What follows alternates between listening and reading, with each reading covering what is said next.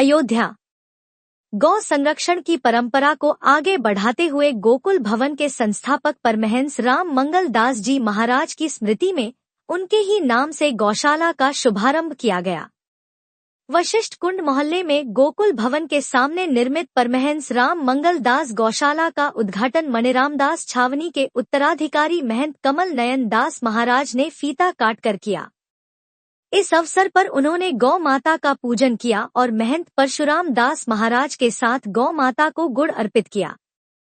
वर्तमान में 12 गौ माताओं को इस गौशाला में रखा गया है, जिनकी सेवा सुरक्षा का संकल्प आश्रम प्रबंधन ने लिया है। उद्घाटन के दौरान महंत कमल नयन दास महाराज ने कहा कि सनातन धर्म में गौ माता का विशेष स्थान है। उनका प्रत्येक अंग पूजनीय माना गया है, इसलिए उनका संरक्षण समाज का नैतिक दायित्व है। उन्होंने कहा कि परमहंस राममंगल दास महाराज के नाम से गौशाला का उद्घाटन उनके लिए सुखद और प्रेरणादायी है। साथ ही उन्होंने प्रसन्नता व्यक्त की कि उनके शिष्य महंत परशुराम दास महाराज गुरु के विचारों और सेवापद को आगे बढ़ा रहे हैं। महंत परशुराम दास जी महाराज ने बताया कि पहले गोकुल भवन आश्रम में ही गौ सेवा की व्यवस्था थी, लेकिन स्थान सीमित होने के कारण कई कठिनाइयां आती थी।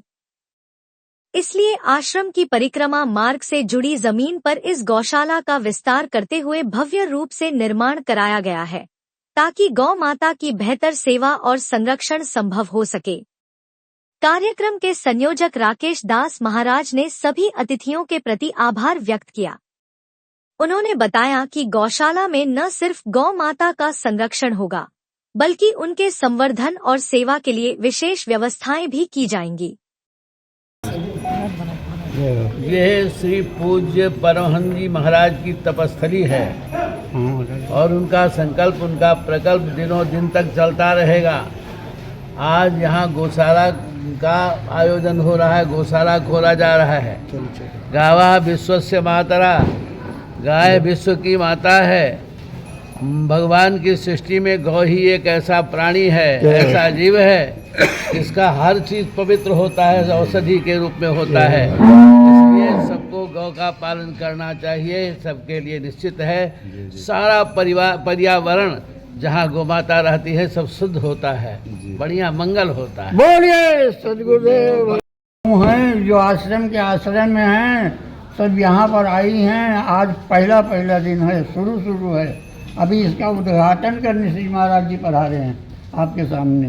हो गया सब। आगे कितना क्या व्यवस्थाएं रहेंगी, कितने गौवंशों को रखा जाएगा? जो व्यवस्थाएं कितनी? 12-14 तो अभी हैं और ये कार्य दूसरे की होगी तो उनको फेंक दिया कहा।